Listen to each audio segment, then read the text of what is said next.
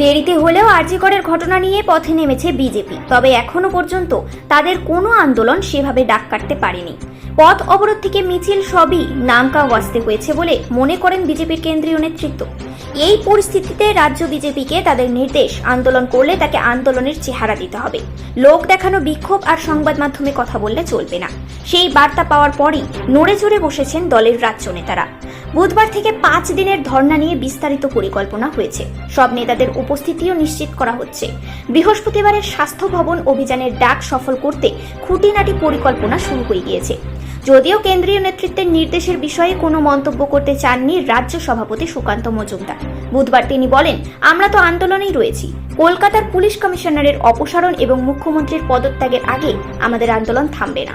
Bureau report, news Times.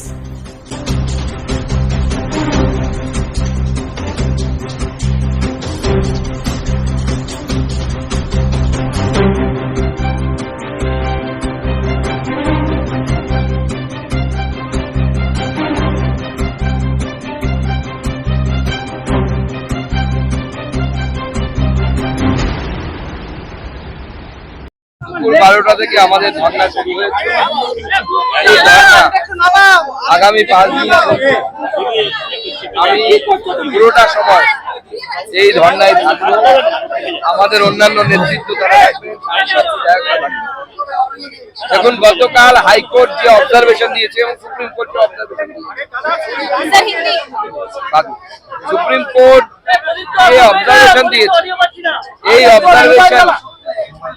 এই অবজারভেশনের পর এই রাজ্যের যিনি সিপি আছেন তিনি কতটা নির্লজ্জ হলে পরে তিনি তার পদে থাকেন, এবং মুখ্যমন্ত্রী কতটা নির্লজ্জ যে উনি সিপি কে বরখাস্ত করছেন না।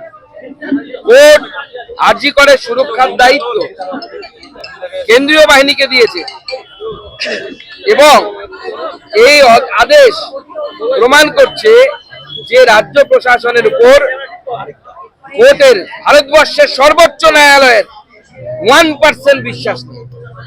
এরপরেও নির্লজ্জের মতো আমাদের মাননীয় মুখ্যমন্ত্রী তিনি তার পদে বসে আছেন এবং তাই তিনি তার আদরের সিপি কে কোলে নিয়ে ঘুরে বেড়াচ্ছেন। যে প্রশ্নগুলো কালকে সুপ্রিম কোর্ট করেছে সেই প্রশ্নগুলো তো উত্তর দিতে হবে। কে উত্তর দেবে? তৃণমূল কংগ্রেসের পক্ষ থেকে আমরা কাউকে পাচ্ছি না কেন? কেউ উত্তর দিচ্ছে না কেন? ঠিক এই প্রশ্নগুলোই আমরা গত পরশু আমি প্রেস কনফারেন্স করে বিজেপির তরফ থেকে করেছিলাম, কিন্তু কেন এই প্রশ্নগুলোর উত্তর আমরা পাচ্ছি না?